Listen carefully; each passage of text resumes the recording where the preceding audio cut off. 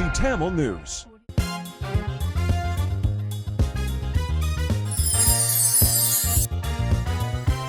டிபிசியின் தலைப்புச் செய்திகள்.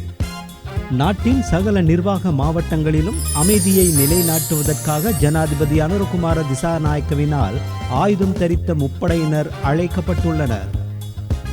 தமிழர்களின் உரிமைகளை பாதுகாக்கும் வகையில் புதிய அரசியலமைப்பு உருவாக்கப்பட வேண்டும் என்பதை ஜனாதிபதியிடம் வலியுறுத்தியுள்ளேன் என ஸ்ரீலங்கா சமசமாஜ கட்சியின் தலைவர் பேராசிரியர் திஸ்ஸ விதாரண தெரிவித்தார். இந்தியாவின் முன்னாள் பிரதமர் கலாநிதி மன்மோகன் சிங்கின் மறைவுக்கு இரங்கல் தெரிவித்த ஜனாதிபதி அனுரகுமார திசாநாயக்க எக்ஸ் தளத்தில் பதிவொன்றை இட்டுள்ளார். இலங்கையில் ஐக்கிய நாடுகளின் அகதிகளுக்கான முகவரவு அலுவலகத்தை முழு அதிகாரத்துடன் தொடர வேண்டும் என கோரிக்கை விடுத்து 50 சிவில் சமூக அமைப்புகள் கூட்டாக வலியுறுத்தி கடிதம் ஒன்றை அனுப்பியுள்ளன. அவை இன்றைய டிபிசியின் தலைப்புச் செய்திகள்.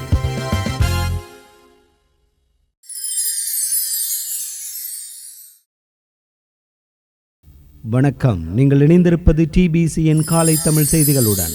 இனி விரிவான செய்திகளை பார்ப்போம். நாட்டின் சகல நிர்வாக மாவட்டங்களிலும் அமைதியை நிலைநாட்டுவதற்காக ஜனாதிபதி அனுரகுமார திசாநாயக்கவினால் ஆயுதம் தரித்த முப்படையினரை பாதுகாப்பில் ஈடுபடுவதற்கான வர்த்தமானி அறிவித்தல் வெளியிடப்பட்டுள்ளது. நேற்று முதல் அமுலாகும் வகையில் இராணுவம், கடற்படை மற்றும் வான்படை ஆகியவற்றின் சிப்பாய்களை பாதுகாப்பு கடமைகளில் ஈடுபடுத்துவதற்கான கட்டளை அடங்கிய அதிவிசேஷ வர்த்தமானி வெளியானது. பொதுமக்கள் பாதுகாப்பு கட்டளை சட்டத்தின் 12வது சரத்திற்கமைய ஜனாதிபதிக்கு உரித்தான அதிகாரத்தின் பிரகாரம் ஆயுதம் தரித்த பாதுகாப்பு தரப்பினர் கடமையில் ஈடுபடுத்தப்பட்டுள்ளனர். இந்த வர்த்தமானி அறிவித்தலானது மாதாந்தம் புதுப்பிக்கப்பட்டு வெளியிடப்படுகின்றமை குறிப்பிடத்தக்கதாகும். புதிய அரசியலமைப்பின் ஊடாக இனப்பிரச்சினைக்கு தீர்வு காண வேண்டும் என்று குறிப்பிட்ட ரணில் விக்ரமசிங்க சமஷ்டி ஆட்சி முறைமைக்கு நேரடியாக எதிர்ப்பு தெரிவித்தார். தமிழர்களின் உரிமைகளை பாதுகாக்கும் வகையில் புதிய அரசியலமைப்பு உருவாக்கப்பட வேண்டும் என்பதை ஜனாதிபதியிடம் வலியுறுத்தியுள்ளேன். ஏனெனில் சட்டங்களின் ஊடாகவும் தமிழர்களுக்கு அநீதி இழைக்கப்பட்டுள்ளதென ஸ்ரீலங்கா சமசமாஜ கட்சியின் தலைவர் பேராசிரியர் திஸ்ஸ விதாரண தெரிவித்தார். புதிய அரசியலமைப்பு உருவாக்கம் குறித்து வினவிய போது மேற்கண்டவாறு அவர் குறிப்பிட்டார். அவர் மேலும் தெரிவித்ததாவது: புதிய அரசியலமைப்பு உருவாக்கத்துக்கான பணிகளை துரிதப்படுத்துவதாக அரசாங்கம் குறிப்பிட்டுள்ளமை வரவேற்கத்தக்கது. பல தசாப்த காலமாக புதிய அரசியலமைப்பு உருவாக்கம் பற்றி பேசப்படுகிறது. இருப்பினும் எந்த அரசாங்கங்களும் புதிய அரசியலமைப்பினை உருவாக்கவில்லை. முதலாளி தத்துவ தரப்பினர் இனப்பிரச்சினைக்கு தீர்வு காண்பதற்கு விரும்பவில்லை என்பது தெளிவாக தெரிகிறது. யுத்தம் முடிவடைந்தவுடன் அரசியலமைப்பின் ஊடாக தமிழ் மக்களுக்கு தீர்வு வழங்குவதாக முன்னாள் ஜனாதிபதி மஹிந்த ராஜபக்ஷ சர்வதேசத்திற்கு வாக்குறுதி அளித்தார். யுத்த வெற்றியை 2010ஆம் ஆண்டு தேர்தலின் வெற்றிக்காக பயன்படுத்தினாரே தவிர நாட்டில் புரையோடி போயுள்ள இனப்பிரச்சினைக்கு தீர்வு காண்பதற்கு பயன்படுத்தவில்லை. அனைத்து இன மக்களும் ஏற்றுக்கொள்ளும் வகையில் புதிய அரசியலமைப்பினை உருவாக்கி இந்த நாட்டின் இன ஐக்கியத்தை உறுதிப்படுத்த வேண்டும் என்று மஹிந்த ராஜபக்ச நினைத்திருந்தால் 2010ஆம் ஆண்டு காலப்பகுதியிலேயே புதிய அரசியலமைப்பு உருவாக்கப்பட்டிருக்கும். ஒரு தரப்பினரது தவறான ஆலோசனைகளால் புதிய அரசியலமைப்பு குறித்து அவர் அக்கறை கொள்ளவில்லை. 2015ஆம் ஆண்டு ஆட்சிக்கு வந்த நல்லாட்சி அரசாங்கம் புதிய அரசியலமைப்பு உருவாக்கத்துக்காக நடவடிக்கைகளை முன்னெடுத்தது. இருப்பினும் அப்போதைய எதிர்க்கட்சியாக இருந்த ஸ்ரீலங்கா பொதுஜன பெரமுன அதற்கு கடும் எதிர்ப்பை வெளிப்படுத்தி இனவாத அடிப்படையில் செயற்பட்டது. அதனைத் தொடர்ந்து 2019ஆம் ஆண்டு ஆட்சிக்கு வந்த கோட்டாபய ராஜபக்ஷ புதிய அரசியலமைப்பு உருவாக்கம் குறித்து பேச்சளவில் கூட கவனம் செலுத்தவில்லை. தமிழர்களுக்கு எதிராக குறிப்பாக வடக்கு மற்றும் கிழக்கு மாகாண மக்களின் உரிமைகளை பறிக்கும் வகையில் செயற்பட்டார். இவ்வாறான இனவாத செயற்பாடுகளுக்கு எதிர்ப்பு தெரிவித்ததால் அந்த அரசாங்கத்தில் இருந்து ஓரங்கட்டப்பட்டேன். 2022ஆம் ஆண்டு பொருளாதார நெருக்கடி நாட்டு மக்கள் மத்தியில் இன நல்லிணக்கத்தை ஏற்படுத்தியது. இடைக்கால ஜனாதிபதியான ரணில் விக்ரமசிங்க ஒரு தடவை புதிய அரசியலமைப்பு உருவாக்கம் குறித்து கட்சி தலைவர்களுடன் பேச்சுவார்த்தையில் ஈடுபட்டார். அப்போது நானும் சென்றிருந்தேன். புதிய அரசியலமைப்பு ஊடாக இனப்பிரச்சினைக்கு தீர்வு காண வேண்டும், தமிழர்களுக்கு அரசியல் உரிமைகளை வழங்க வேண்டும் என்று குறிப்பிட்டார். அப்போது சமஷ்டி ஆட்சி முறைமை தொடர்பில் கேள்வி எழுப்பிய போது சமஷ்டி ஆட்சி முறைமையை தான் எதிர்ப்பதாக குறிப்பிட்டார். 2024 ஆண்டு ஜனாதிபதி தேர்தல் பாரம்பரியமான அரசியல் முறைமைக்கு முடிவு கட்டியுள்ளது. புதிய அரசியலமைப்பினை உருவாக்குவதாக ஜனாதிபதி அனுரகுமார திசாநாயக்க நாட்டு மக்களுக்கு வாக்குறுதி அளித்துள்ளார். நாட்டு மக்களின் அரசியல் சிந்தனை மாற்றமடைந்துள்ளது. ஆகவே புதிய அரசியலமைப்பு உருவாக்குவதற்கு நாட்டு மக்கள் முழுமையான ஆதரவை வழங்குவார்கள். தமிழர்களின் உரிமைகளை பாதுகாக்கும் வகையில் புதிய அரசியலமைப்பு உருவாக்கப்பட வேண்டும் என்பதை ஜனாதிபதியிடம் வலியுறுத்தியுள்ளேன். ஏனெனில் சட்டங்களின் ஊடாகவும் தமிழர்களுக்கு அநீதி இழைக்கப்பட்டுள்ளது. ஆகவே கடந்த கால தவறுகள் புதிய அரசியலமைப்பின் ஊடாக திருத்தி அமைக்கப்பட வேண்டும்.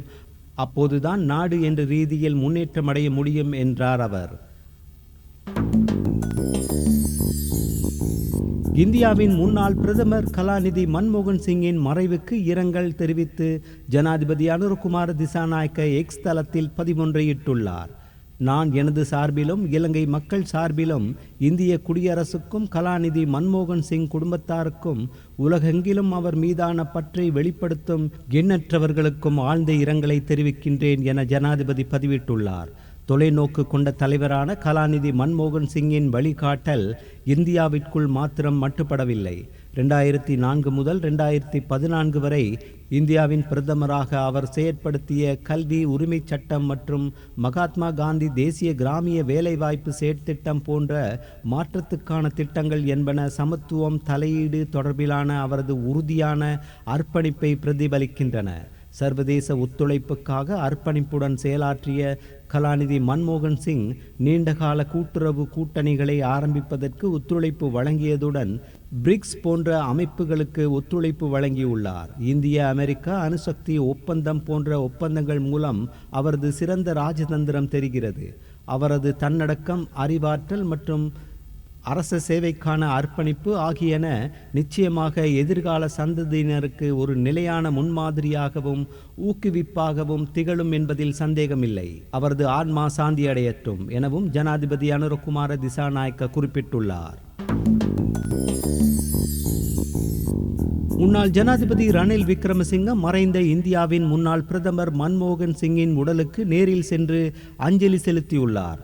உடல் நலக்குறைவால் தனது 92வது வயதில் உயிரிழந்த முன்னாள் இந்திய பிரதமர் மன்மோகன் சிங்கின் உடல் தில்லியில் உள்ள அவரது இல்லத்தில் வைக்கப்பட்டுள்ளது.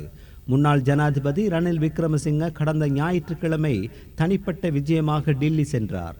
இன்றைய தினம் ஏற்பாடு செய்யப்பட்டிருந்த இந்தியாவின் மறைந்த முன்னாள் பிரதமர் அடல் பிஹாரி வாஜ்பாய் நினைவேந்தல் உரையை ஆற்றுவதற்காக அவர் விஜயத்தை மேற்கொண்டிருந்தார். இந்நிலையில் அவர் மன்மோகன் சிங்கின் உடலுக்கும் அஞ்சலி செலுத்தியுள்ளார். மேலும் மறைந்த முன்னாள் பிரதமரின் மனைவி குர்ஷரன் கவுர் கோலியை சந்தித்து அவரது இரங்கலை தெரிவித்துள்ளார். இந்த சந்தர்ப்பத்தில் அங்கு வருகை தந்திருந்த இந்திய எதிர்க்கட்சி தலைவர் ராகுல் காந்தியுடன் முன்னாள் ஜனாதிபதி ரணில் விக்ரமசிங்க சிறு கலந்துரையாடலில் ஈடுபட்டுள்ளார். இலங்கை தமிழரசு கட்சியின் மத்திய செயற்குழு கூட்டம் இன்று வவுனியாவில் காலை 10 மணிக்கு நடைபெறவுள்ள நிலையில் அக்கூட்டத்தில் மாவை சேனாதிராஜா பங்கேற்க மாட்டார் என்று தெரிவிக்கப்படுகிறது. உடல் நலக் குறைவு காரணமாக இந்த கூட்டத்தில் பங்கேற்பதை அவர் தவிர்த்துள்ளதாக கூறப்படுகிறது.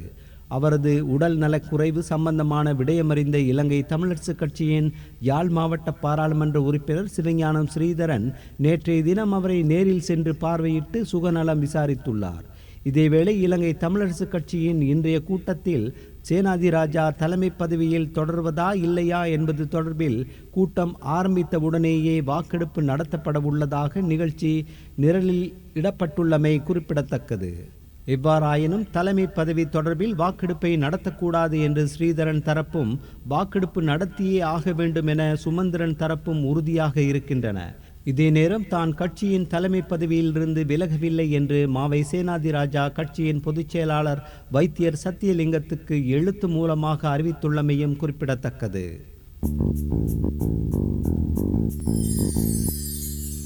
பிராந்தியத்தில் நடந்து வரும் மனிதாபிமான நெருக்கடியை கருத்தில் கொண்டு இலங்கையில் புகலிடம் கோருவோர் மற்றும் அகதிகள் வருகை தொடர்பான பிரச்சினை மீண்டும் மீண்டும் நிகழ்வதாக இருக்கும்.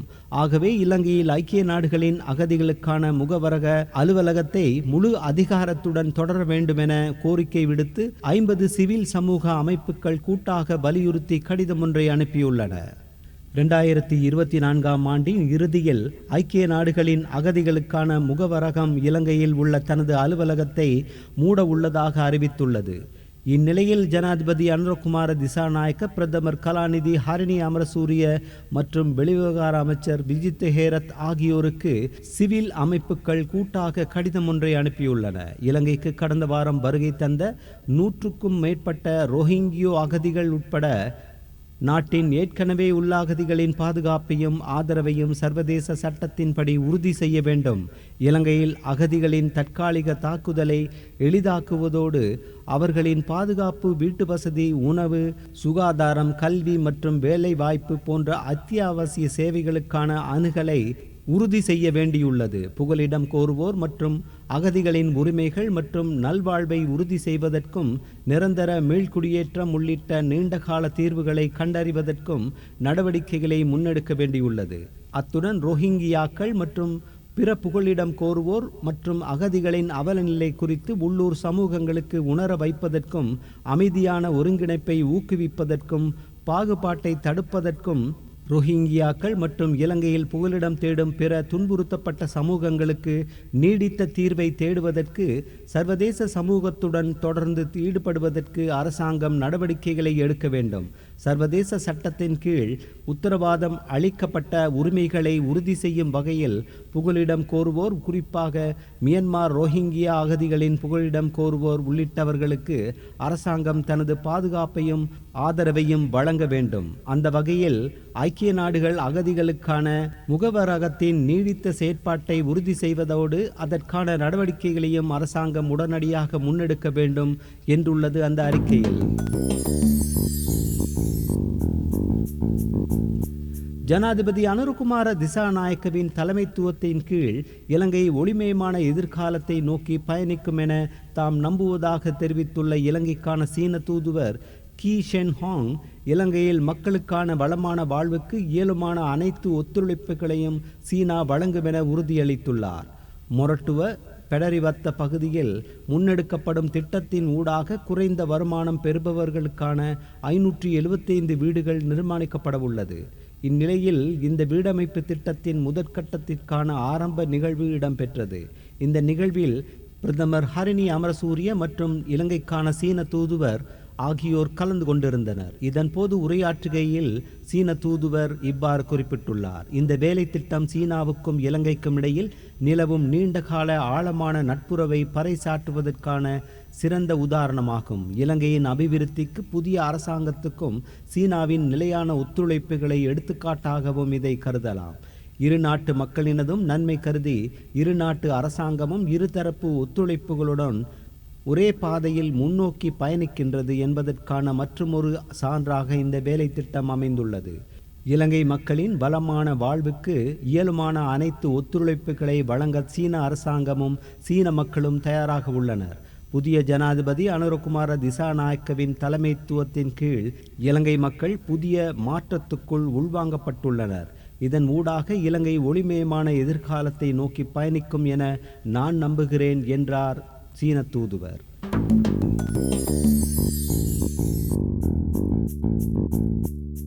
வவுனியாவில் பெரும் காடுகளில் ஏக்கர் கணக்கான காணிகளில் இராணுவம் முகாம் அமைத்துள்ளது. ஆனால் கால்நடைகளுக்கான மேய்ச்சல் தரை அமைப்பதில் மாத்திரம் திணைக்களங்கள் அக்கறை இல்லாமல் செயற்படுவதாக வவுனியா ஒருங்கிணைப்பு குழுவில் சுட்டிக்காட்டப்பட்டது. வவுனியா பிரதேச ஒருங்கிணைப்பு குழு கூட்டம் ஒருங்கிணைப்பு குழு தலைவர் உபாலி சமரசிங்க தலைமையில் வெள்ளிக்கிழமை இடம்பெற்றது. இதன்போது வவுனியாவில் மேய்ச்சல் தரை இல்லாமல் கால்நடை வளர்ப்பதில் ஈடுபடுவோர் பல்வேறு இடர்பாடுகளை எதிர்கொள்வதாக கவலை தெரிவித்தனர். மழை காலங்களில் அதன் நிலைமை மேலும் மோசமடைவதுடன் பால் உற்பத்தியும் வீழ்ச்சியடையும் நிலை காணப்படுகிறது. இராணுவம் பெரும் காடுகளில் பல ஏக்கர் கணக்கான காணிகளை பிடித்து முகாம் அமைத்துள்ளது. ஆனால் நாட்டின் பொருளாதாரத்திற்கு பங்களிக்கும் கால்நடைகளுக்கு மேய்ச்சல் தரை வழங்குவதில் அதிகாரிகள் பின்னடிப்பதாக பொதுமக்கள் குற்றம் சாட்டினர். குளத்தின் அலைக்கரை பகுதிகளில் மேய்ச்சல் தரை அமைப்பது தொடர்பாக ஆயிரமாறும் அரச காணிகளை அடாத்தாக பிடித்து வைத்திருக்கும் நபர்களிடமிருந்து அந்த காணிகளை பறித்து மேய்ச்சல் தரை அமைப்பது தொடர்பாக பரிசீலிக்க முடியும் என பாராளுமன்ற உறுப்பினர் சே திலகநாதன் இதன் போது தெரிவித்திருந்தார்.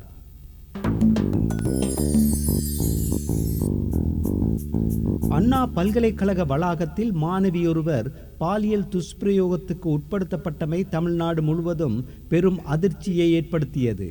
இந்த சம்பவத்தை கண்டித்து பல்வேறு மாணவர் அமைப்பினரும் அரசியல் கட்சியினரும் போராட்டம் நடத்தி வருகின்றனர்.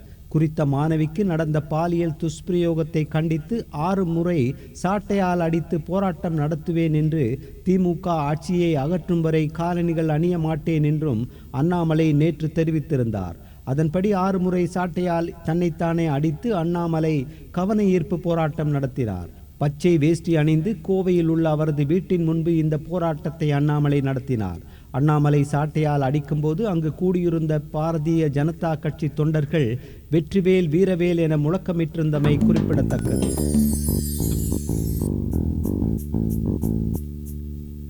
தேர்தல் ஒழுங்கு சட்டத்தின் விதிகளின்படி வருமானம் செலவு விவரங்களை முறையாக சமர்ப்பிக்காத 3 ஜனாதிபதி வேட்பாளர்கள் மற்றும் ஜனாதிபதி வேட்பாளர்களை நியமித்த கட்சியின் செயலாளர்கள் உட்பட 10 பேருக்கு எதிராக கொழும்பு மோசடி விசாரணை பணியகம் விசாரணைகளை ஆரம்பித்துள்ளது.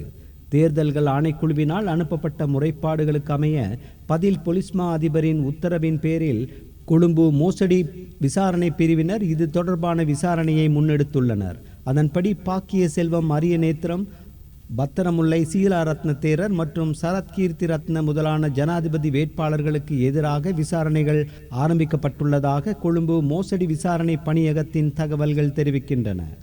அகம்பொடி பிரசங்க சஞ்சீவ அனோஜ் டி சில்வாவை ஜனாதிபதி வேட்பாளராக பெயரிடப்பட்ட ஜனநாயக ஐக்கிய தேசிய முன்னணியின் பொதுச் செயலாளர் ஆரியவன்ச திசாநாயக்க, ஜயந்தீச வீரசிங்க முதியான்சலாகே ஜனக பிரியாந்த குமார ரத்நாயக்கவை ஜனாதிபதி வேட்பாளராக பெயரிட்ட இலங்கை ஐக்கிய தேசிய கட்சியின் செயலாளர் சரத் சந்திர வீரரத்ன ராஜபக்ச ஆராய்ச்சிலாகே நாமல் அஜித் ராஜபக்ச ஜனாதிபதி வேட்பாளராக பெயரிட்ட சமபிம கட்சியின் செயலாளர் தீப்தி குமார குணரத்ன சங்கைக்குரிய பத்திரமுல்ல சீலாரத்ன தேரரை ஜனாதிபதி வேட்பாளராக நியமித்த அக்கட்சியின் பொதுச் செயலாளர் சங்கைக்குரிய பத்திரமுல்ல சீலாரத்ன தேரர் அபுபக்கர் முகமட் இன்பாஸை ஜனாதிபதி வேட்பாளராக நியமித்த ஐக்கிய ஜனநாயக கூட்டமைப்பின் செயலாளர் இசட்எம் இதாயத்துல்லா உள்ளிட்ட 5 கட்சியின் செயலாளர்கள் தொடர்பாகவும் இவ்வாறான விசாரணைகள் இடம்பெற்று வருகின்றமை குறிப்பிடத்தக்கது. இந்தியாவின் முன்னாள் பிரதமரும் காங்கிரஸ் கட்சியின் சிரேஷ்ட தலைவருமான மன்மோகன் சிங் காலமானதை அடுத்து அங்கு 1 வார காலத்திற்கு துக்க தினம் அனுஷ்டிக்கப்படவுள்ளது. முன்னாள் பிரதமரின் இறுதி சடங்குகள் முழுமையான அரச மரியாதையுடன் நடைபெறவுள்ள நிலையில் இன்று நடைபெறவிருந்த அனைத்து அரச நிகழ்வுகளையும் ரத்து செய்வதற்கு இந்திய அதிகாரிகள் தீர்மானித்துள்ளனர். இந்தியாவின் முன்னாள் பிரதமர் மன்மோகன் சிங் தனது 92வது வயதில் புதுடில்லி எய்ம்ஸ் மருத்துவமனையில் சிகிச்சை பெற்று வந்த நிலையில் காலமானார். பஞ்சாபில் 1932ஆம் ஆண்டு பிறந்த மன்மோகன் சிங் 2 தடவைகள் இந்தியாவின் பிரதமராக பதவி வகித்துள்ளார் என்பது குறிப்பிடத்தக்கது. அந்த செய்திகளோடு நிறைவு பெறுவது டிபிசியின் இன்றைய காலை தமிழ் செய்திகள். மீண்டும் மாலை செய்திகளோடு சந்திப்போம். வணக்கம்.